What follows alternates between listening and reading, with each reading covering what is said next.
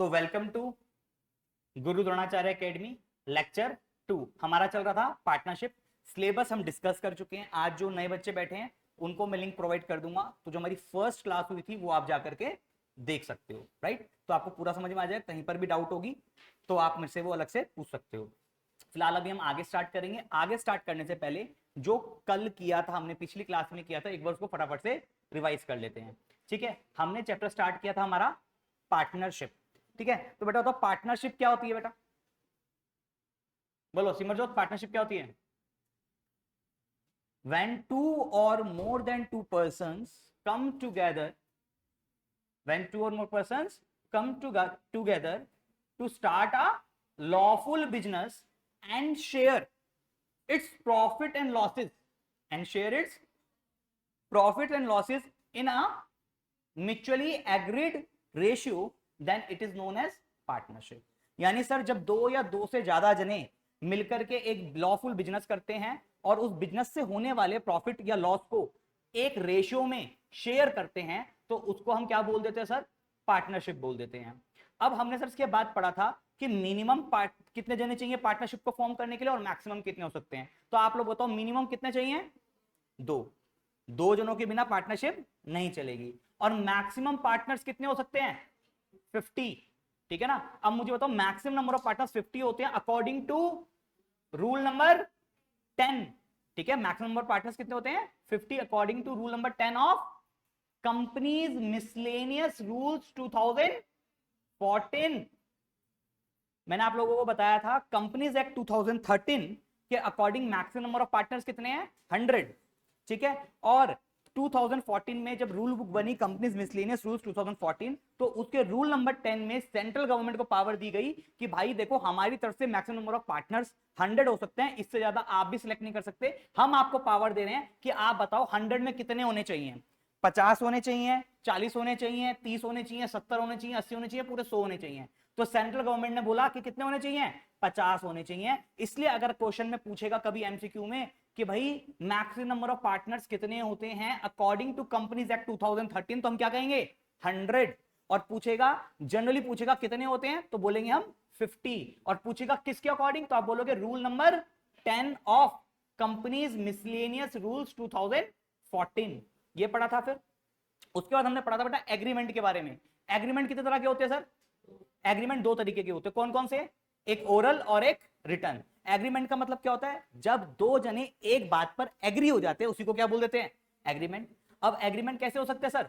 Oral भी हो सकता है, रिटर्न भी। ओरल मतलब आपने और मैंने बात करी, एक चीज पे एग्री हुए, हमारा एग्रीमेंट हो गया। रिटर्न का जो हमने बात करी उसको क्या कर लिया? लिख भी लिया, तो वो हो गया रिटर्न एग्रीमेंट। और जब हम रिटर्न एग्रीमेंट करते हैं और उसमें टर्म्स एंड कंडीशंस डिस्कस करते हैं, किसकी? पार्टनरशिप कैसे कैसे चलेगी, तो उसको क्या बोल देते हैं?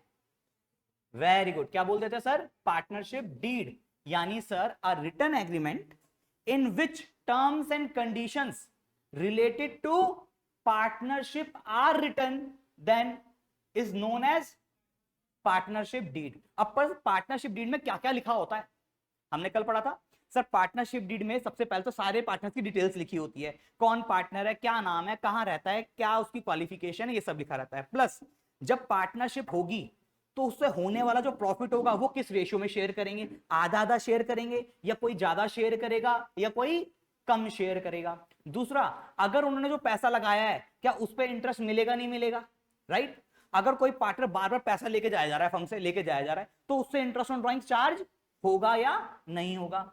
इंटरेस्ट ऑन लोन, अगर कोई पार्टनर फर्म को इंटरेस्ट देता है तो उसको उस पे इंटरेस्ट मिलेगा या नहीं मिलेगा?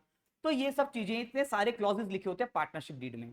तो मुझे, मैंने ये पूछा था क्या पार्टनरशिप डीड को करना जरूरी है, क्या मैंडेटरी है partnership deed? No sir, partnership deed is optional. यानी सर हम पार्टनरशिप बिजनेस ओरल एग्रीमेंट के साथ भी स्टार्ट कर सकते हैं। रिटर्न एग्रीमेंट को हमने पार्टनरशिप डीड बोल दिया था, और क्योंकि ये ओरल एग्रीमेंट के साथ स्टार्ट हो सकती है, तो यानी पार्टनरशिप डीड बनाना कंपलसरी नहीं है। अब फिर हमने बात करी थी कि अगर हमने पार्टनरशिप डीड नहीं करी, रिटर्न एग्रीमेंट नहीं किया, तो उसके अलग नुकसान भी हैं और फायदे भी हैं।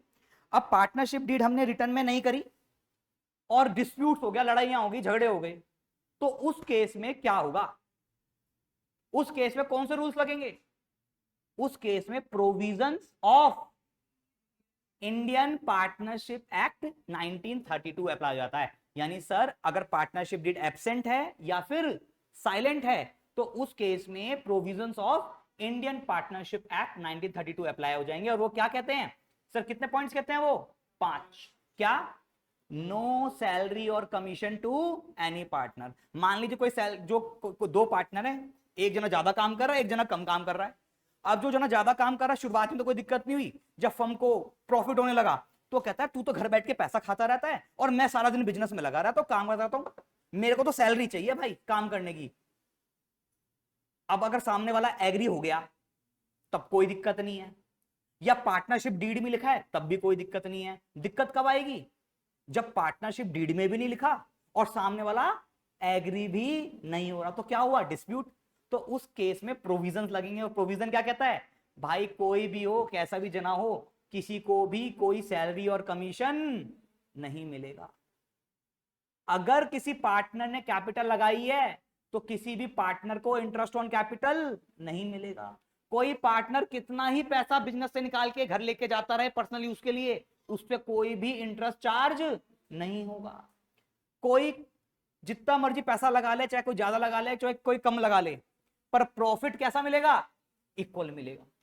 और पांचवा, अगर किसी पार्टनर ने फर्म बोले तो बिजनेस, अगर पार्टनर ने फर्म को लोन दिया है तो फर्म पार्टनर को कितना इंटरेस्ट देगा? 6% पर एनम का देगा, राइट। और सर यहीं पर अगर पार्टनर ने फर्म से लोन लिया है तो पार्टनर कितना इंटरेस्ट देगा फर्म को? सर इसका आंसर था नो इंटरेस्ट। सर कोई भी इंटरेस्ट नहीं देगा। तो बेटा फटाफट डिवाइस करते हैं। 5 पॉइंट्स हो गए। पहला, no interest on capital to any partner, no salary or commission to any partner, no interest on drawings will be charge from any partner, profit sharing ratio will be equal, and interest on loan at the rate of 6% per annum will be provided on loan advanced by partner to firm, and no interest will be taken from partner if firm has provided any loan to partner। क्या ये points clear हैं? मैंने बोला था इसके basis पे आप illustration 1 2 3 कर सकते हो। आई होप आपने कर ली होगी, नहीं करी होगी तो नेक्स्ट क्लास में मैं करा दूंगा भाई, ठीक है। चलिए फिलहाल अभी आगे चलते हैं। अब इसके आगे चलते हैं सर, इसके आगे कुछ थ्योरी है जो हमें ध्यान रखनी है, पर हम आज भी थ्योरी नहीं कर रहे। आज हम थोड़ा सा और प्रैक्टिकल एस्पेक्ट के पास चलेंगे और फिर थ्योरी करेंगे। उससे पहले आप लोग करो, एक बार अपनी नोटबुक्स निकाल लो और सबसे पहले टॉपिक्स लिख लो, ठीक है ना, कि भाई इस चैप्टर के अंदर हमें टॉपिक्स कौन कौन से पढ़ने हैं, वरना कंफ्यूजन हो जाएगी। टॉपिक्स आगे चलते रहेंगे और हम कहेंगे भैया कौन सा टॉपिक हो गया, कौन सा टॉपिक नहीं हुआ, सीरियल वाइज चल रहे हैं नहीं चल रहे, पता होना चाहिए हमें। तो आइए सबसे पहले लिखेंगे टॉपिक्स कवर्ड।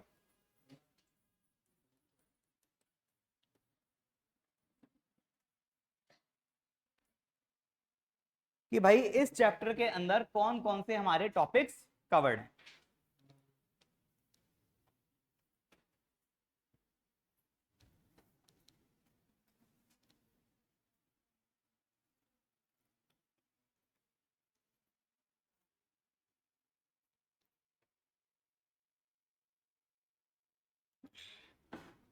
लिखो जी।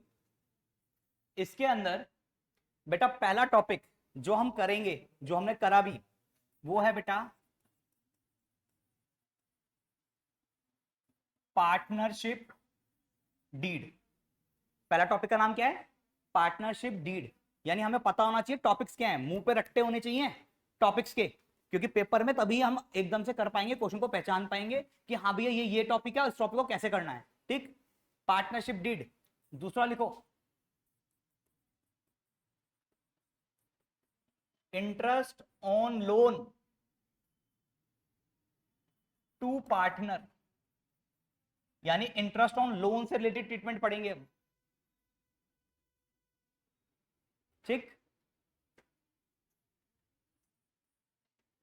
तीसरा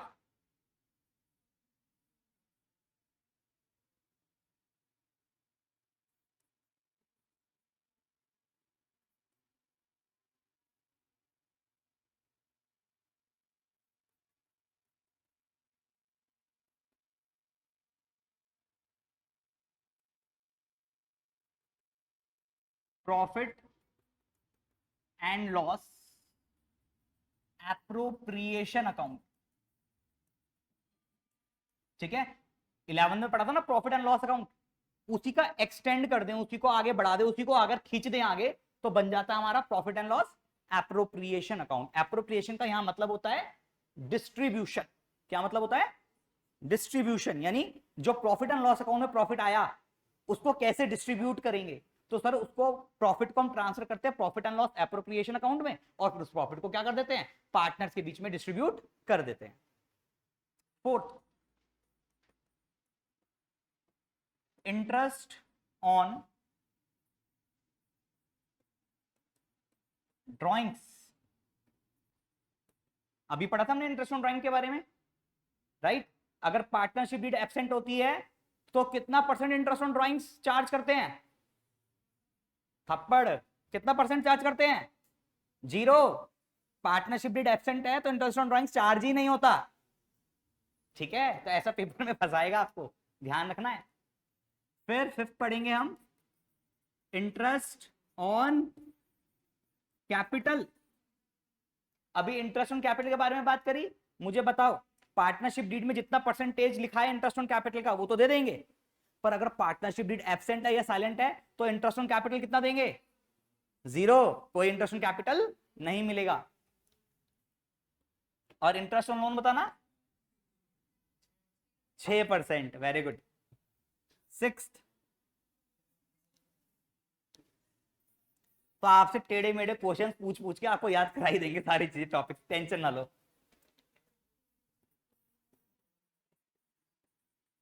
पार्टनर्स कैपिटल अकाउंट।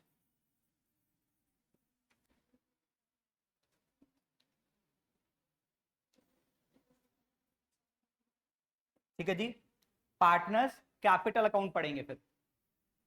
फिर हमारा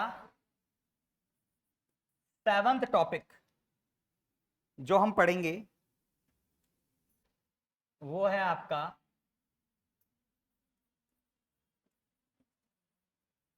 transfer to reserve. 8th topic जो हम पढ़ेंगे वो है आपका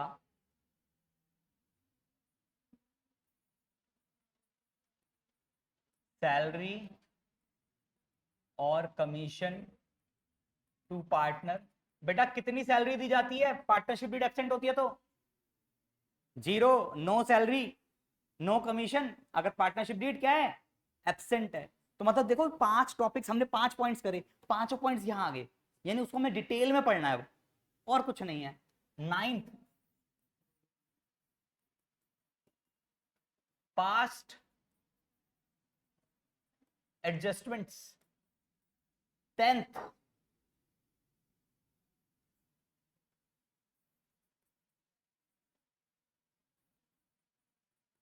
गारंटी। तो यानी बेटा मोटा मोटा इसमें कितने टॉपिक्स पढ़ने हैं हमें?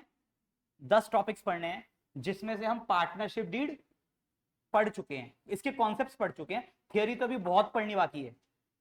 ठीक है ना, अभी माइनर एडमिट हो सकता है नहीं हो सकता, ठीक है, बहुत सारी चीजें पढ़नी बाकी हैं अभी। ठीक है, तो अभी हम धीरे धीरे टॉपिक उठाएंगे, पहले ये मेन टॉपिक्स हैं जो हमें इस चैप्टर में पढ़ने हैं, 10 टॉपिक्स। ठीक,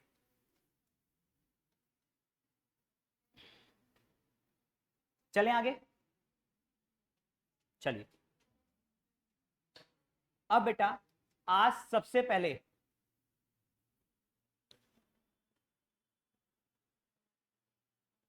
आइए, आज सबसे पहले हम सीखेंगे difference between charge and appropriation.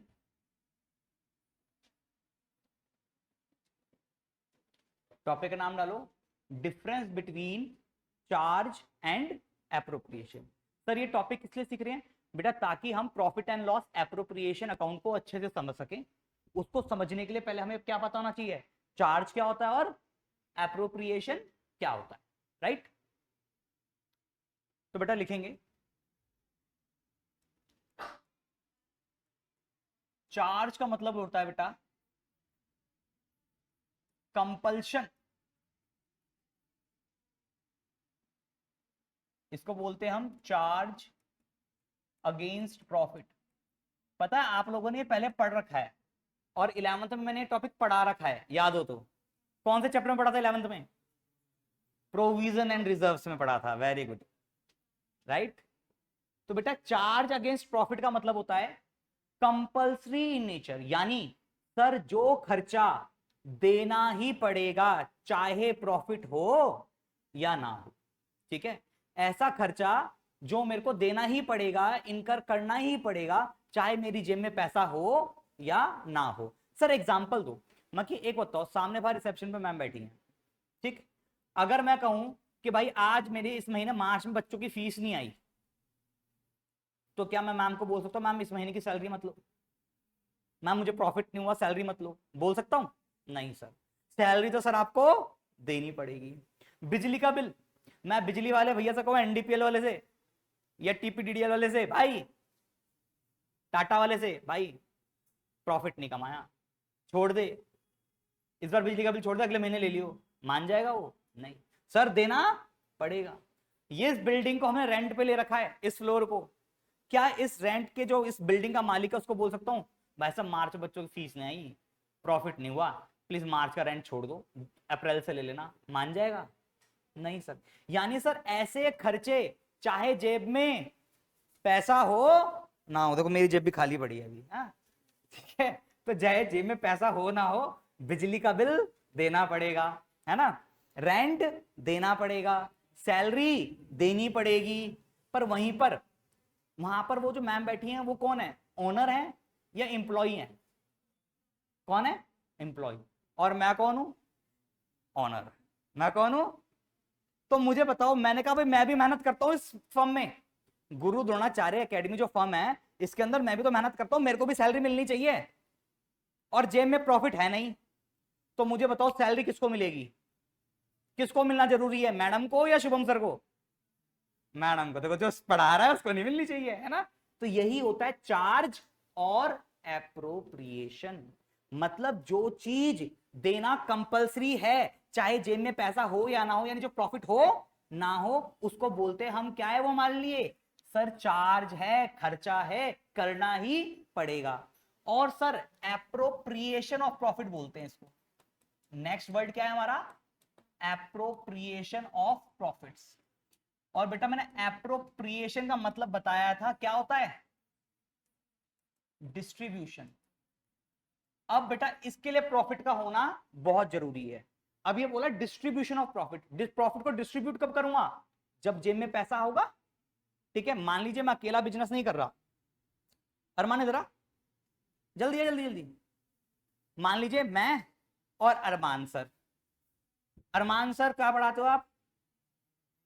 अरे पढ़ा, हाँ यहीं पढ़ाते हो, क्या पढ़ाते हो? चलो अरमान सर इकोनॉमिक्स पढ़ाते हैं, ठीक है, और मैं पढ़ाता हूं अकाउंट्स। मान लीजिए अरमान सर और शुभम सर दोनों मिलकर इस एकेडमी को चला रहे हैं, तो हम दोनों कौन हो गए भैया? पार्टनर्स हो गए। मैंने कहा यार अरमान सर इस बार तो पैसे वगैरह आए नहीं है, मैडम को सैलरी दे दी है, वो तो देनी थी, तो इस बार आप ध्यान देते हैं। कहता है नहीं सर प्रॉफिट तो दो मेरा। मैंने कहा प्रॉफिट भाई जिम में है ही नहीं। तो मुझे बताओ हम दोनों कौन हो गए? ओनर हो गए। तो हमारे बीच में सैलरी बंटना जरूरी है? नहीं है। हमारे बीच में सैलरी बंटना जरूरी नहीं है। सैलरी बटेगी कब हमारे बीच में? यानी प्रॉफिट बटेगा। प्रॉफिट बटेगा कब? जब जेब में प्रॉफिट होगा। मैं सर देख लो खाली पड़ी है जेब, इधर भी देख लो इधर भी देख लो खाली है, तो इस बार रहने दो अगली बार देखेंगे, ठीक है बैठ जा बेटा। यानी सर जो चीजें कंपलसरी नेचर होती है वो होती है मेरी चार्ज, और जो कंपलसरी नेचर नहीं होती, जो प्रॉफिट होगा तभी देंगे, वो होता है मेरा क्या? एप्रोप्रिएशन। तो सर इसमें एग्जांपल्स हो, आइए एग्जांपल देखते हैं। यानी ये सर ये क्या होता है? ऑप्शनल। ये क्या होता है सर? ऑप्शनल। अब एग्जांपल देखते हैं। अरे मैं तो किया ही नहीं एक्सपोर्ट, अपना आप चल जाता है, जादू है। लो एग्जांपल, एग्जाम्पल यहां पर मैंने बोला बेटा सैलरी टू, किसको? चार्ज है, सैलरी किसको देना इंपॉर्टेंट है? एम्प्लॉय को। तो बेटा एग्जाम्पल में क्या आएगा? Salary to employee, right. और यहां पर इसका एग्जांपल क्या होगा बेटा, सैलरी टू पार्टनर। मैंने बताया था जो फर्म के ओनर्स होते हैं, पार्टनरशिप के ओनर्स होते हैं, उनको क्या बोलते हैं, पार्टनर्स बोलते हैं। क्या बोलते हैं बेटा, पार्टनर्स बोलते हैं। ठीक है, तो अगर मैं सैलरी दे रहा हूं पार्टनर को तो वो कब दूंगा, जब जेब में प्रॉफिट होगा। अगर प्रॉफिट नहीं होगा तो मैं सैलरी उनको नहीं दूंगा, पर एम्प्लॉय को सैलरी देना जरूरी है। बात क्लियर हुई। अब सर मैनेजर कमीशन,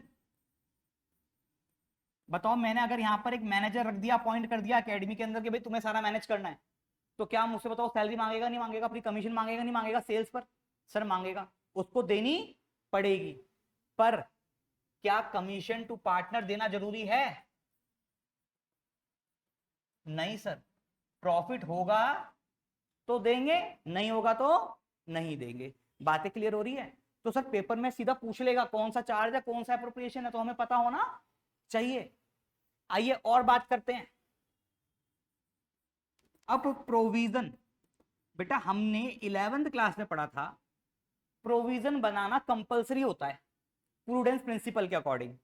ठीक है, प्रोविजन का मतलब क्या होता है, कोई भी खर्चा आने वाला है, कोई भी खर्चा आने वाला तो उसके लिए आपके पास सेविंग्स होनी चाहिए। जैसे provision for depreciation, provision for tax, ये सब चीजें क्या होती है, बनानी कंपलसरी नेचर होती है। इसलिए प्रोविजन को रखा गया किसमें, चार्ज की कैटेगरी में।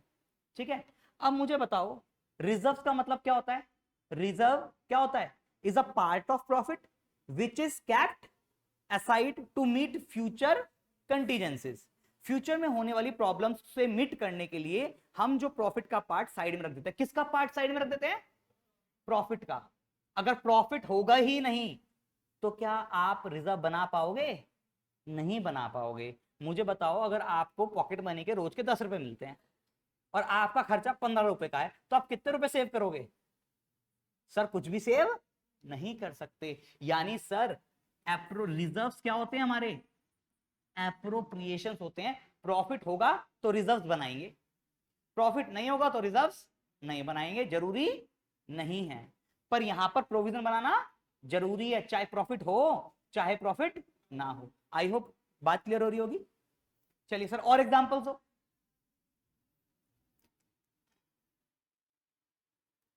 इंटरेस्ट ऑन लोन, लोन का मतलब क्या होता है बेटा, उधारी। अगर मैंने बैंक से उधारी लिया या मैंने किसी भी पर्सन से उधारी लिया, तो क्या मैं बोल सकता हूं भाई मेरा बिजनेस सही नहीं चल रहा, इस महीने का इंटरेस्ट मत ले। ज्यादा क्या क्या भाई अगले महीने दे दियो, पर दोनों महीने का देगा, इंटरेस्ट तो उसको देना पड़ेगा। किस पर, लोन के ऊपर। तो इंटरेस्ट ऑन लोन मेरा कंपलसरी नेचर हो गया, और जो चीज कंपलसरी है वो किस में आएगी, चार्ज में आएगी, राइट। और सर यहां पर आएगा इंटरेस्ट ऑन, बोलो जल्दी, कैपिटल। अब भाई मैंने भी तो पैसा लगाया है, मैं ऑनर हूं, मैंने गुरुद्रोणाचार्य एकेडमी में पैसा लगाया है, तो मेरी इस फर्म के अंदर क्या लगी हुई है, कैपिटल लगी हुई है। तो क्या जरूरी है मुझे इंटरेस्ट मिले, प्रॉफिट होगा तो सारा प्रॉफिट मेरा ही, इंटरेस्ट भी मिल जाएगा। पर प्रॉफिट ही नहीं होगा तो ओनर को कुछ नहीं मिलेगा, क्योंकि ओनर का मतलब ही क्या होता है, रिस्क टेकर, उसको रिस्क लेना पड़ेगा। तो यानी everything provided to owner is an appropriation of profit except two things.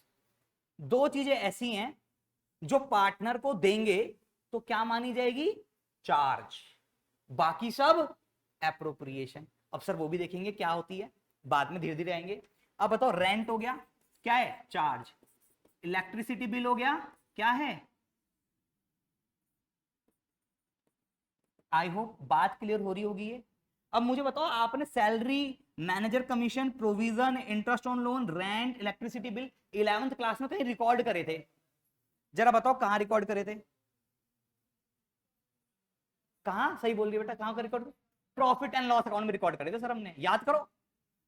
Sir वहां पर प्रॉफिट एंड लॉस अकाउंट के डेबिट साइड में हम सैलरी भी रिकॉर्ड करते थे, मैनेजर कमीशन भी रिकॉर्ड करते थे, प्रोविजन भी रिकॉर्ड करते थे, इंटरेस्ट ऑन लोन भी रिकॉर्ड करते थे, रेंट भी रिकॉर्ड करते थे, इलेक्ट्रिसिटी बिल भी रिकॉर्ड करते थे, सब रिकॉर्ड करते थे। तो सर इस बार 12th क्लास में भी जितनी इन सबको चार्ज बोलते हैं, और ये सारे चार्जेस कहां रिकॉर्ड होते बेटे, सर ये सारे charges profit and loss account में ही रिकॉर्ड होते हैं। बोलो बात क्लियर है? अब इस प्रॉफिट एंड लॉस अकाउंट से मुझे मिलता क्या है लास्ट में? नेट प्रॉफिट या फिर नेट लॉस। तो मुझे बताओ, अगर मुझे नेट लॉस हुआ या नेट प्रॉफिट हुआ तो क्या करूंगा? उसका पार्टनर्स के बीच में बांट दूंगा, ओनर्स के बीच में बांट दूंगा। हम क्या करते थे, जब ट्रेडिंग अकाउंट बनाते थे तो ग्रॉस प्रॉफिट मिलता था, उस ग्रॉस प्रॉफिट को हम डालते थे कहां? प्रॉफिट एंड लॉस अकाउंट में। अब प्रॉफिट एंड लॉस अकाउंट बनाते थे तो उससे मुझे मिलता था क्या? Net profit. उस नेट प्रॉफिट को क्या कर देता था मैं? कैपिटल में प्लस कर देता था। और कैपिटल किसकी होती है? ओनर की। तो हम मैंने क्या कर दिया? ओनर को वो पैसा दे दिया। वहां पर कितने ओनर होते थे? एक। तो मैंने किसको दिया? एक ओनर को दिया। अब यहां पर क्या एक ओनर है? यहां पर तो एक से ज्यादा ओनर है, तो अब एक से ज्यादा ओनर को प्रॉफिट दिया जाएगा। यानी सर इसके अंदर प्रॉफिट एंड लॉस अकाउंट के अंदर मुझे क्या मिलेगा? Net profit. और इस नेट प्रॉफिट को डिस्ट्रीब्यूट करने के लिए मैं यहां बनाऊंगा profit and loss appropriation account. I hope बात क्लियर हो रही होगी। एप्रोप्रिएशन का मतलब डिस्ट्रीब्यूशन, यानी जो नेट प्रॉफिट आया उसको डिस्ट्रीब्यूट किया जाएगा profit and loss appropriation account में। बोलो बात क्लियर हुई? तो profit and loss appropriation account होता क्या है sir? Profit and loss appropriation account is just an extension of profit and loss account. इसमें प्रॉफिट कैलकुलेट किया जाता है और इसमें प्रॉफिट डिस्ट्रीब्यूट किया जाता है। यानी अल्टीमेटली ये नेट प्रॉफिट भी कैपिटल में जाके ही प्लस होगा, पर एक जने की या एक से ज्यादा जनों की? एक से ज्यादा जनों की। Because we are not learning sole proprietorship, we are doing partnership. Difference समझ में आ रहा है वही चीजें, बस थोड़ा सा रूप इसका चेंज हो गया है। बोलो बात क्लियर? सो अगर नेट लॉस हो गया, मैं बेटा नेट लॉस के केस में profit and loss appropriation account नहीं बनेगा। ठीक है? It is for distributing profits, it is only for distributing profits. यानी सर नेट लॉस आया तो profit and loss appropriation account नहीं बनाएंगे? मैं क्या बिल्कुल नहीं बनाओगे। कोई भी एक एप्रोप्रिएशन इनकम होनी चाहिए। सर एप्रोप्रिएशन इनकम क्या होती है? एक तो नेट प्रॉफिट होगी और दूसरा इंटरेस्ट ऑन ड्रॉइंग्स। या तो मुझे नेट प्रॉफिट दे रखा हो या फिर इंटरेस्ट ऑन ड्रॉइंग्स दे रखा हो, ये दो चीजें होंगी या इन दोनों में से कोई एक चीज होगी, तभी मैं क्या बनाऊंगा? Profit and loss appropriation account बनाऊंगा। और सिर्फ अगर नेट लॉस होगा तो उस केस में profit and loss appropriation account नहीं बनेगा। क्यों सर? क्योंकि बेटा देखो ना, मैं यहां पर क्या कर रहा हूं? सैलरी दे रहा हूं किसको? पार्टनर को। कमीशन दे रहा हूं पार्टनर को। और ये कंपलसरी नहीं है देना। कब दिया जाएगा? जब प्रॉफिट होगा। तो जब मेरे पास नेट लॉस हुआ है, प्रॉफिट है ही नहीं, तो डिस्ट्रीब्यूशन भी नहीं होगा। रीजन के साथ समझ में आ रहा है? सिमरजोत क्लियर हो रहा है बेटे? तुषार, हार्दिक, ठीक है? चलिए आगे चलें। इतनी बात क्लियर है?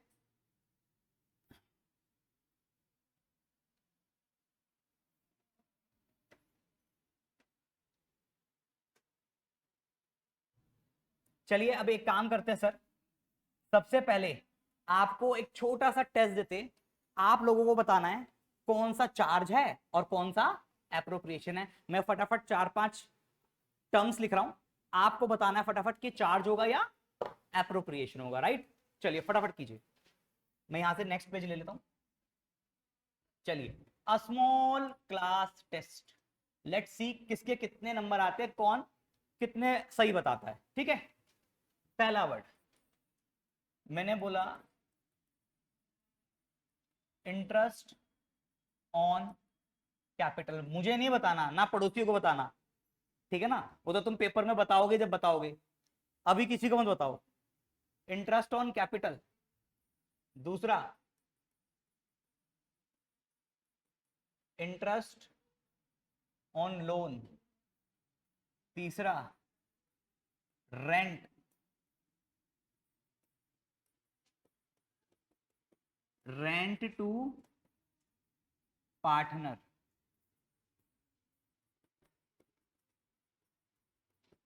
Interest on loan to partner,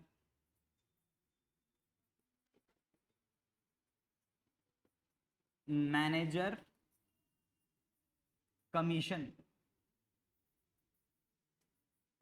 seventh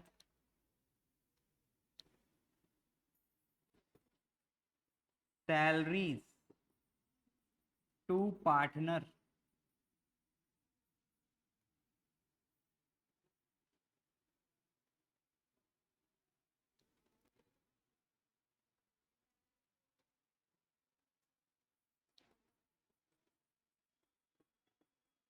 interest on investments,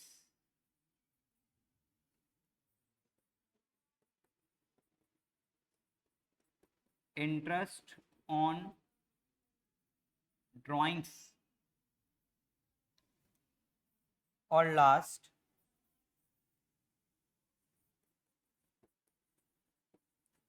interest on loan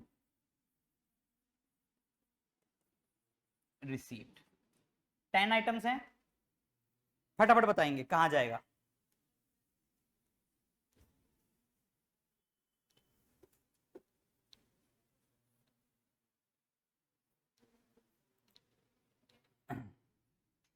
बेटा इंटरेस्ट ऑन कैपिटल किसको दिया जाएगा? इंटरेस्ट ऑन कैपिटल पार्टनर्स को। तो चार्ज हुआ, एप्रोप्रिएशन हुआ? एप्रोप्रिएशन हुआ सर, वेरी गुड सर, ये हो गया मेरा एप्रोप्रिएशन। चलिए, इंटरेस्ट ऑन लोन चार्ज हुआ, एप्रोप्रिएशन हुआ? चार्ज हुआ सर, वेरी गुड सर, ये हो गया मेरा चार्ज। ठीक है sir, rent charge, very good. बेटा ये जो आपको लग रहा होगा कि ये सब मामूली चीज बता रहे हो, इसके ऊपर पूरा क्वेश्चन टिक जाता है। एमसीक्यू की बात नहीं कर रहा, 6 नंबर का जो क्वेश्चन आता ना वो गलत कर दोगे अगर ये सही से नहीं हुआ तो तुम्हारा। रेंट टू पार्टनर, यही तो गड़बड़ है सर, यही तो गड़बड़। Rent to partner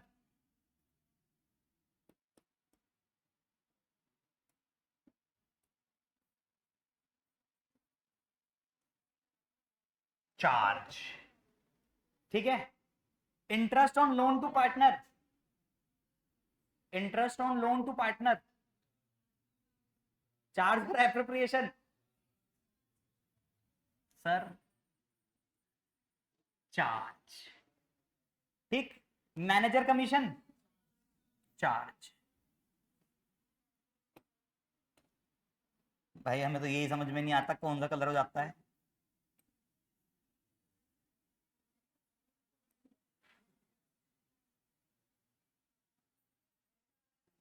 charge. चलिए, salaries to partner appropriation. Interest on investment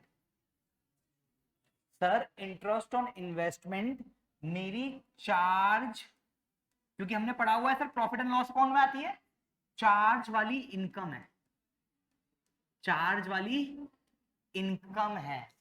क्योंकि जो चार्ज है बेटा ये बताता हूं अभी, चलो। इंटरेस्ट ऑन ड्राइंग्स सर, ये मेरी एप्रोप्रिएशन वाली इनकम है, ठीक है। ये क्या है? मेरी एप्रोप्रिएशन वाली इनकम है, राइट। इंटरेस्ट ऑन ड्राइंग्स का मतलब क्या हो गया? ड्राइंग्स जो पार्टनर ओनर जो पैसा निकाल के लेके जा रहा है, और इंटरेस्ट उससे क्या कर रहा हूं मैं? चार्ज कर रहा हूं, उससे मैं ले रहा हूं, फर्म के पास आ रहा है, तो उसके लिए क्या हो गई? इनकम हो गई बेटे, ठीक। Interest on loan received sir, ये भी मेरी क्या है? चार्ज वाली इनकम। बात क्लियर हो रही है? यानी सर ये इंटरेस्ट ऑन कैपिटल है, यानी ये मेरा एप्रोप्रिएशन वाला एक्सपेंस है। तो बेटा ये profit and loss appropriation account में क्या होगा? डेबिट होगा, क्योंकि मेरा खर्चा है, मेरे को देना पड़ेगा। तो ये डेबिट कहां होगा sir? Profit and loss appropriation account में डेबिट होगा, राइट। फर्म का खर्चा है ना, पार्टनर को देना है, ओनर को देना है, तो ओनर को देने जो देना है फर्म को देना है। मैं कौन? फर्म। मैं कौन? फर्म। ओनर नहीं है। आप जितने भी जने बैठे हो अपने आप को क्या मान के चलोगे? फर्म मान के चलोगे। कौन सा प्रिंसिपल लगता है इसमें? Accounting entity principle, business entity principle, chapter number 3 class 11 क्या कहता है? बिजनेस ऑनर अलग अलग होते हैं और जितनी भी अकाउंटिंग होती है from the view point of business होती है। तो वी आर द बिजनेस, तो हम इंटरेस्ट पार्टनर को दे रहे हैं, ओनर को दे रहे हैं, यानी फर्म दे रही है यानी हम दे रहे हैं, तो हमारे लिए क्या हो गया, खर्चा, राइट। तो profit and loss appropriation account में डेबिट होगा। और ये इंटरेस्ट ऑन लोन चार्ज है, और चार्ज कहां रिकॉर्ड होता है, प्रॉफिट एंड लॉस अकाउंट में डेबिट होगा ये। बोलो बात क्लियर है। अब रेंट क्या है, चार्ज है, कंपलसरी खर्चा है, जो कंपलसरी वाले होते हैं वो प्रॉफिट एंड लॉस अकाउंट में डेबिट होते हैं, ठीक है जी। नॉमिनल का रूल क्या होता है, debit all expenses and losses, credit all incomes and gains, यानी जितने भी खर्चे हैं डेबिट, जितने भी इनकम्स हैं क्रेडिट। बस चार्ज और एप्रोप्रिएशन और देखना है, एप्रोप्रिएशन है तो profit and loss appropriation account में, चार्ज है तो प्रॉफिट एंड लॉस अकाउंट में, ठीक।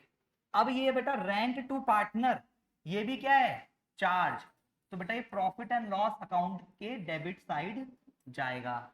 मैंने आपको बताया था ना कि anything provided to partner except two things, वो दो चीजें यही थी, क्या क्या, रेंट टू पार्टनर और interest on loan to partner.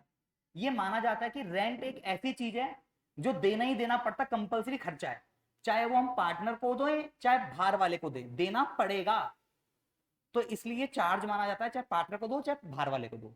बात क्लियर हो रही है। ऐसे ही इंटरेस्ट ऑन लोन, अगर किसी से मैंने पैसा उधारी लिया है तो मुझे उसके ऊपर इंटरेस्ट ऑन लोन देना ही पड़ता है, इसलिए ये दो आइटम मेरी हमेशा चार्ज मानी जाती हैं। चार्ज है तो प्रॉफिट एंड लॉस अकाउंट में रिकॉर्ड होगा, और खर्चा है तो डेबिट साइड में आएगा।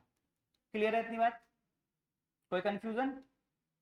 मैनेजर कमीशन जल्दी बोल दो, प्रॉफिट एंड लॉस अकाउंट में डेबिट। सैलरीज टू पार्टनर, खर्चा है इनकम,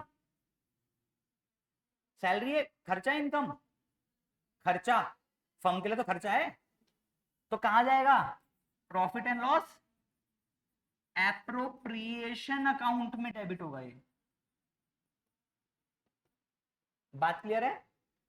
उसके बाद इंटरेस्ट ऑन इन्वेस्टमेंट्स, सर ये मेरा चार्ज वाली क्या है, इनकम, और इनकम कहां जाती है, डेबिट या क्रेडिट, क्रेडिट, तो कहां जाएगा ये, प्रॉफिट एंड लॉस अकाउंट में क्रेडिट साइड। बोलो बात क्लियर है। ऐसे ही इंटरेस्ट ऑन ड्राइंग्स, सर ये मेरी एप्रोप्रिएशन वाली इनकम है, तो ये कहां जाएगा, profit and loss appropriation account में क्रेडिट साइड। क्लियर हो रही है बात, आई होप समझ में आ रहा होगा। उसके बाद sir interest on loan received, तो सर ये मेरा चार्ज वाली क्या है, इनकम, तो ये कहां जाएगा, प्रॉफिट एंड लॉस अकाउंट में credit side. I hope clear हुआ होगा। कंफ्यूजन तो नहीं हुई कहीं किसी को कि सर आपने इनकम भी बता दी, खर्चा भी बता दिया, एप्रोप्रिएशन भी बता दिया और चार्ज भी बता दिया, कंफ्यूजन तो नहीं हुई कहीं, पक्का मैं मान सकता हूं कि समझ में आ गया, ठीक है। चलिए इसका भी टेस्ट ले लेते हैं। चलो प्रिया, बेटा सैलरी टू पार्टनर चार्ज है एप्रोप्रिएशन है, एप्रोप्रिएशन है। स्नेहा कौन है आप में से, स्नेहा आप बताओ, सैलरी टू पार्टनर उसने बोला कि एप्रोप्रिएशन है, सही बोल रही है गलत बोल रही है, डेबिट साइड में रिकॉर्ड होगा क्रेडिट साइड में रिकॉर्ड होगा, डेबिट साइड में रिकॉर्ड होगा, वेरी गुड। अंशिका आप बताइए, interest on loan to partner charge है appropriation, charge, okay, profit and loss account में रिकॉर्ड होगा, डेबिट साइड या क्रेडिट साइड, डेबिट साइड, खर्चा है, इंटरेस्ट ऑन हमें देना है, ठीक है। चलिए आप बताइए, इंटरेस्ट ऑन लोन रिसीव्ड कहां जाएगा,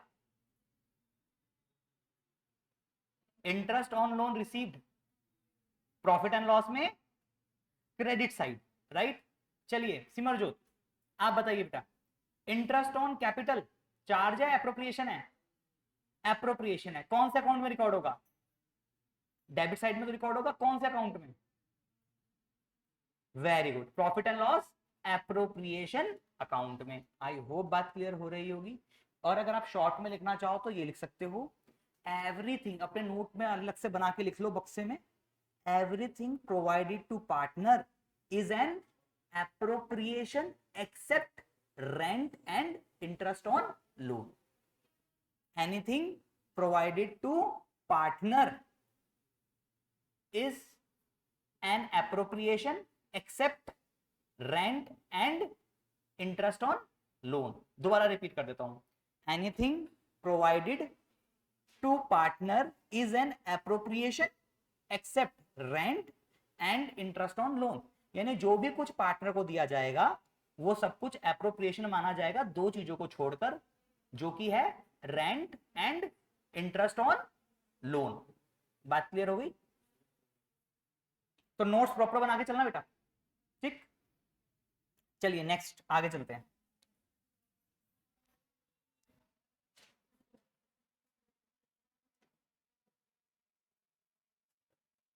देखो बेटा, अब प्रॉफिट एंड लॉस एप्रोप्रिएशन का थोड़ा सिस्टम समझो, ठीक. इतना क्लियर है ना? अब बनाते हैं सर, ये देखो, ये आप कुछ इस तरीके से बनाते थे, profit and loss account, right. इस तरीके से बनाते थे. यहां पर आप लिखते थे बाय, जल्दी बोलो, ग्रॉस प्रॉफिट लिखते थे, बाय ग्रॉस प्रॉफिट. फिर इधर लिखते थे आप bye non operating incomes like rent received, interest on investment received, है ना, कमीशन रिसीव्ड, राइट. फिर डेबिट साइड में आप लिखते थे यहां पर टू ऑपरेटिंग एक्सपेंसेस. फिर इधर लिखते थे टू नॉन ऑपरेटिंग एक्सपेंसेस. अब ऑपरेटिंग एक्सपेंसेस में ऑफिस एडमिनिस्ट्रेशन एक्सपेंसेस आ जाते थे, like salary, depreciation, right, rent. ये सब कहां आता था? ऑपरेटिंग में. नॉन ऑपरेटिंग में loss by fire, loss by theft, right. ये सब यहां आ गया खर्चा. और जैसे मैंने इसको टोटल लगाया, यहां टोटल लगाया और इस टोटल में से ये माइनस किया, माइनस करते ही मुझे मिलता था नेट प्रॉफिट, राइट. तो बेटा यहां से लेकर के ये, है ना, ये जो खर्चे मैं यहां रिकॉर्ड करता हूं, इन खर्चों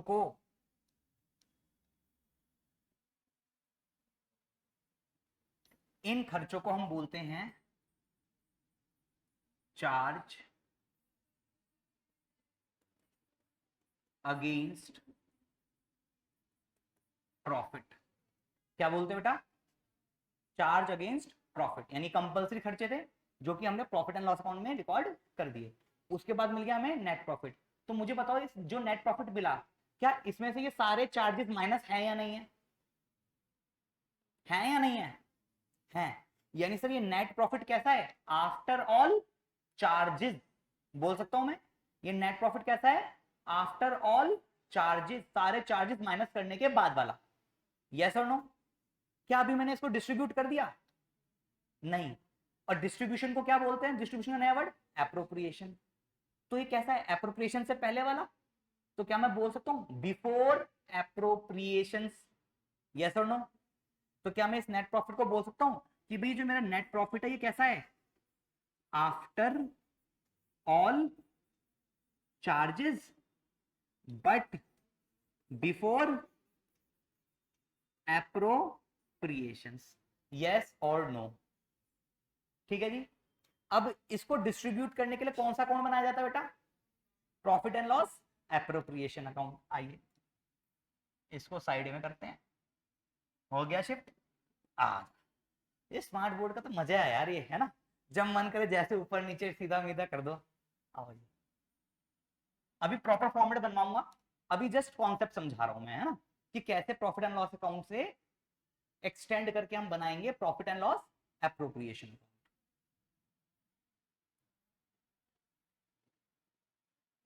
क्योंकि पहले हमें कॉन्सेप्ट्स पे ध्यान देने हैं, वरना क्वेश्चंस नहीं हो पाएंगे. ये टॉपिक है थोड़ा इजी है, पर इसमें कुछ क्वेश्चन फंसा देते हैं हमें, और उसको फंसते हैं नहीं, तो इसलिए उससे बचने के लिए ये चीजें मैं पहले ही पढ़ा रहा हूँ. नहीं तो कई जने क्या करते हैं, सिर्फ पहले बता देते हैं और ये चीज बाद में बताते हैं. तो मैं क्या सोच रहा हूँ, पहले से आपको बता के चलो तो दिक्कत ही नहीं आएगी। अभी एटलीस्ट आपके दिमाग में चार्ज का मतलब पता है, एप्रोप्रिएशन का मतलब पता है, ये पता चल गया ये आफ्टर चार्जेस बिफोर एप्रोप्रिएशन है। अब इस नेट प्रॉफिट को आइए ट्रांसफर करते हैं, आइए इस कलर को यूज करके देखते हैं। अब ये नेट प्रॉफिट कहाँ होगा, यहाँ डेबिट में, तो ये ऐसे उड़ेगा यहाँ से, ए उड़ा उड़ा उड़ के ओ तेरी, ये तो ए यहाँ पर आ जाएगा। बोलो बात क्लियर हुई। तो यानी यहां से डेबिट होकर के यहां पर कौन सी साइड में आ गया बेटे, क्रेडिट साइड में आ गया। ये इसकी डेबिट साइड है और ये इसकी क्रेडिट साइड है, क्रॉस में ट्रांसफर हुआ है। जैसे यहां पर ग्रॉस प्रॉफिट था डेबिट में, ट्रांसफर हुआ था यहां पर, ऐसे ही ये ऐसे करके ऐसे ट्रांसफर हुआ है। नहीं तो मैं इसके नीचे बनाया, तो बात तो एक ही है, यहाँ डेबिट में तो यहाँ क्रेडिट में आया।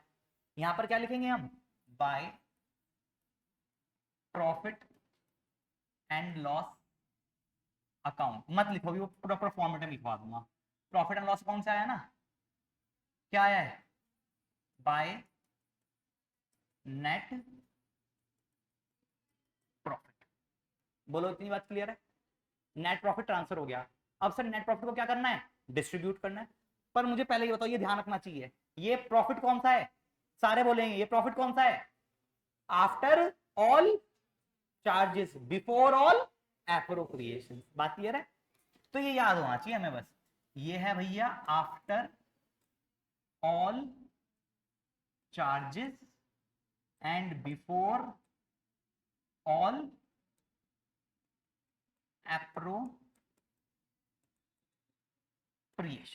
क्लियर है बात। अब इस नेट प्रॉफिट को जो हम डिस्ट्रीब्यूट करेंगे, अभी क्या कर रहे थे, इस ग्रॉस प्रॉफिट में से खर्चे माइनस कर रहे थे, तो क्या कर रहा था, ये मेरे प्रॉफिट को कम कर रहा था। अब इस नेट प्रॉफिट को मैं डिस्ट्रीब्यूट करूंगा, तो डिस्ट्रीब्यूट करोगे कम हो रहा है, डिस्ट्रीब्यूट हो रहा है। यानी sir profit and loss account में चार्जेस की वजह से क्या होता है, प्रॉफिट कम होता है। पर नेट प्रॉफिट जब डिस्ट्रीब्यूट होता है तो नेट प्रॉफिट कम नहीं होता, प्रॉफिट उतना ही रहता है, बस वो क्या हो गया, पार्टनर्स के बीच में डिस्ट्रीब्यूट हो गया। अब डिस्ट्रीब्यूशन में हम क्या क्या देते हैं, भाई कोई ज्यादा मेहनत कर रहा है, किसी ने ज्यादा पैसा लगाया है, तो भाई ठीक है तू पहले इंटरेस्ट ऑन कैपिटल ले ले, जिसने जिस हिसाब से पैसा लगाया है उसको उस हिसाब से इंटरेस्ट ऑन कैपिटल दे दो। जो काम कर रहा है उसको सैलरी दे दो, जो सेल में हेल्प कर रहा है उसको कमीशन दे दो। कुछ पैसा गुल्लक में रिजर्व रखना है तो गुल्लक में ट्रांसफर कर लो, और उसके बाद जो प्रॉफिट बच गया उसको पार्टनर्स के बीच में डिस्ट्रीब्यूट कर दो। अब ये मेरे पास नेट प्रॉफिट है, मैंने कहा पार्टनर सुनो भाई, इस नेट प्रॉफिट के मुझे और भी यूज करना है, सारा तुम्हारे बांटने के लिए रखा। ये कौन बोल रहा है, फर्म बोल रहा है। पार्टनर ध्यान से सुनो, हमें 5 लाख का प्रॉफिट हुआ है, फर्म की हालत अभी खस्ता है, अगर मैं सारा तुम्हें दे दूंगा तो आगे फर्म को बढ़ाना है, खर्चे करने, इन्वेस्टमेंट करनी है, उसके लिए पैसा नहीं बचेगा। तो मैं कुछ पैसा आगे के लिए अपनी जेब में डालकर रख रहा हूं, रिजर्व बना के रख रहा हूं। तो मैं इस नेट प्रॉफिट में से कुछ पैसा अपने पास सेव कर लूंगा, जिसको बोलूंगा टू रिजर्व। यहां नेट प्रॉफिट प्लस हुआ और यहां पर उसमें से माइनस हो गया, कुछ पैसा यहां से निकाल के मैंने ट्रांसफर कर दिया, कहां पर, गुल्लक में रिजर्व बना लिया। बोलो बात क्लियर हुई। अब कुछ क्या किया भाई, जिसने जितना पैसा लगाया था उस पर इंटरेस्ट ले लो, तो टू इंटरेस्ट ऑन कैपिटल, लो जी इंटरेस्ट ऑन कैपिटल दे दिया। अब कुछ सैलरी देनी है, अब ये सब इंटरेस्ट ऑन कैपिटल किसको दे रहा हूं बेटे, पार्टनर को। किसको दे रहा हूं, पार्टनर को। टू सैलरीज, अब ये सैलरीज किसको दे रहा हूं, एम्प्लॉय को, पार्टनर को, पार्टनर को। एम्प्लॉय को तो कहां दी होगी, प्रॉफिट एंड लॉस अकाउंट में, वो तो चार्ज है। ये हम किसको दे रहे हैं, पार्टनर को। ठीक, कमीशन दे रहा हूं, किसको दूंगा, पार्टनर को। सब कुछ दे दिया जो देना था। अब जो मेरा बचेगा, अच्छा इंटरेस्ट ऑन ड्राइंग्स लेना भी तो है, तो यहां जाता है bye interest on drawings. Clear हुई बात। अब मैं क्या लगाऊंगा बेटे, इसका टोटल। तो जैसे यहां नेट प्रॉफिट बचा, ट्रेडिंग अकाउंट का टोटल लगाते तो क्या बचता है, gross profit. Profit and loss account का टोटल लगाया तो क्या बचा, नेट प्रॉफिट। ऐसे ही जब मैं profit and loss appropriation account का टोटल लगाऊंगा बैलेंस करूंगा इसको तो मुझे मिलेगा डिविजिबल प्रॉफिट। क्या नाम होता है सर इसका? Divisible profit. यानी जो प्रॉफिट डिस्ट्रीब्यूट होगा, जो प्रॉफिट डिस्ट्रीब्यूट होगा कैसे होगा सर? प्रॉफिट शेयरिंग रेशियो में। किसके बीच में? पार्टनर्स के बीच में, among partners in profit sharing ratio. अब मैं आपसे जानना चाहता हूं,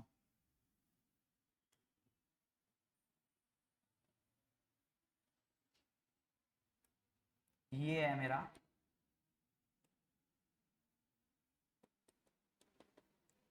डी,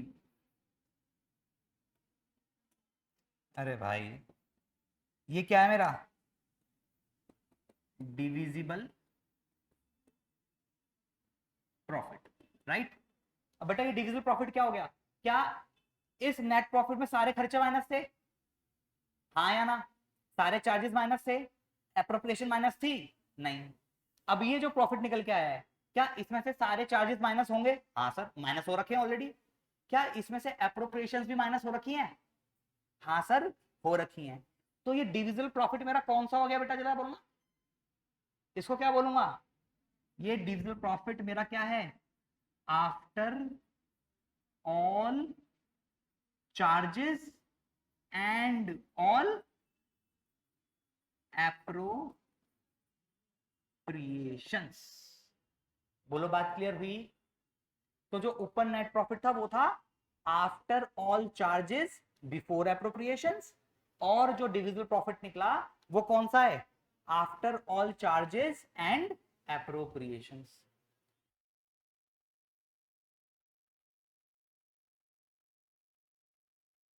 छोड़ दो 2 मिनट में। क्या इतना ये कॉन्सेप्ट क्लियर हुआ? बहुत अच्छे से क्लियर हो गया। अब इसकी नेक्स्ट क्लास में सर क्या करवाओगे? बेटा इसकी नेक्स्ट क्लास में आपको इसकी जनरल एंट्रीज कराएंगे, प्लस इसके प्रैक्टिकल क्वेश्चंस कराएंगे, और फिर हम थ्योरी डिस्कस करेंगे। सर थ्योरी में क्या क्या डिस्कस करना है? सर थ्योरी में डिस्कस करना है क्या एक माइनर एडमिट हो सकता है, नहीं हो सकता पार्टनर में। फिर पार्टनरशिप कितनी तरह की होती है? 2 तरह की हम देखेंगे यहाँ पर, एक जनरल पार्टनरशिप, एक लिमिटेड लाइबिलिटी पार्टनरशिप। ठीक है, फिर उन दोनों में डिफरेंस क्या होता है और हमें कौन सी फॉलो करनी है। ठीक है, फिर अगर हम लीगल पॉइंट ऑफ व्यू से देखें तो क्या होते हैं, फर्म और पार्टनर्स क्या होते हैं, एक ही माने जाते हैं। अकाउंटिंग पॉइंट ऑफ व्यू से देखें तो दोनों अलग अलग माने जाते हैं। और जितने इसके अंदर पर्सन होते हैं वो इंडिविजुअली क्या होते हैं, पार्टनर्स कहलाते हैं। कलेक्टिवली फर्म कहलाती है। ठीक है, और जिस नाम, जो नाम रखा जाता है उसको क्या बोलते हैं, फर्म नेम बोलते हैं। फिर हम ये भी सीखेंगे कि इस प्रॉफिट को डिस्ट्रीब्यूट कैसे किया जाता है। तो आप लोगों से दरख्वास्त है, आप लोगों के लिए खुशखबरी है, शायद आपको पता होगा, नहीं पता तो यूट्यूब पे और इंस्टाग्राम पे अकाउंट बना हुआ है, वहां पर मैं ऑलरेडी वीडियोस डाल चुका हूं। किस चीज की? आपको पता होगा आपके इस बार 12th क्लास के बोर्ड में आप कैलकुलेटर यूज कर सकते हो, राइट। तो नेक्स्ट क्लास में कैलकुलेटर कोशिश करना, जोन सा भी हो, अभी गाइडलाइंस नहीं आई तो अभी न्यू कैलकुलेटर परचेज मत करना। ठीक है, तो अभी न्यू कैलकुलेटर जो घर में पढ़ाओ, कैलकुलेटर टूटा फूटा जैसा भी, वो कैलकुलेटर नेक्स्ट क्लास में ले आना। सर अभी क्या करेंगे ना कि उस पे आपको ट्रिक सिखाई जाएंगी, मैं ट्रिक सिखाऊंगा। क्यों बेटा? कैलकुलेटर यूज करने से कुछ नहीं होगा, उस पे हाथ बिठाना आना चाहिए। ठीक है ना, जब तक कैलकुलेटर पे हाथ ऐसे ना चले तो पेपर में कैलकुलेटर ले जाने का भी कोई फायदा नहीं, उससे तो ज्यादा आप तेज ओरल कैलकुलेशन कर लोगे। तो अब कैलकुलेटर में प्रैक्टिस कैसे करनी पड़ेगी? 2 into 2 हमें पता है क्या होता है, 4। पर नहीं, 2 into 2 हम किस पे करेंगे? कैलकुलेटर पे करेंगे। तब जाके कंप्यूटर पे, किस पे, कैलकुलेटर पे हाथ बैठेगा। अपना एक्सपीरियंस बता रहा हूं। तो इसमें आपको शॉर्टकट ट्रिक सिखाऊंगा, जिससे क्या होगा, जो रेशियोज हमें सॉल्व करनी होती है ना, हम क्या करते हैं, एक एग्जांपल देता हूं छोटा सा। जैसे मान लो मेरे को 50,000 को, एग्जाम्पल दे रहा हूं, 3:2 में बांटना है। तो पहले आप क्या करोगे, यानी 3/5 और 2/5 में बांटना है। मैं इस तरह, आप क्या करोगे, पहले कैलकुलेटर पे लिखोगे 50,000, फिर उसको मल्टीप्लाई करोगे 3 से, फिर डिवाइड करोगे 5 से। अब आपको दूसरा चाहिए, तो आप क्या करोगे, फिर से लिखोगे क्रॉस करके उसको 50,000, फिर मल्टीप्लाई करोगे किससे, 2 से, फिर डिवाइड करोगे 5 से। पर मैं आपको ऐसा नहीं सिखाऊंगा, आपको 50,000 एक बार लिखना पड़ेगा कैलकुलेटर पे बस। नीचे क्या है कॉमन, 5 कॉमन है, यहां 50,000 कॉमन है और नीचे 5 कॉमन है, तो 50,000 और 5 सिर्फ एक बार लिखना होगा और क्रॉस करना नहीं पड़ेगा, सीधा आपका ये आंसर ऑटोमेटिकली निकल जाएगा कैलकुलेटर पे। तो ये शॉर्टकट ट्रिक्स हम शुरू से सीखते हुए चलेंगे, ठीक है ना। क्योंकि मैं जब सीए कर रहा था उस टाइम पर मैंने कैलकुलेटर पे हाथ बिठाया था अपना और ये सारी शॉर्टकट ट्रिक्स सीखी थी। तो आपको अभी शुरुआत से सिखाएंगे, तो आपके लिए जब तक बोर्ड आएगा जब तक आप तो स्मार्ट बन चुके होंगे। तो यानी we will give importance to each and every aspect of our accountancy subject, ठीक है। तो आज की क्लास यहीं तक करेंगे, तब तक ले take care, bye bye, have a nice day, मिलते हैं नेक्स्ट क्लास में।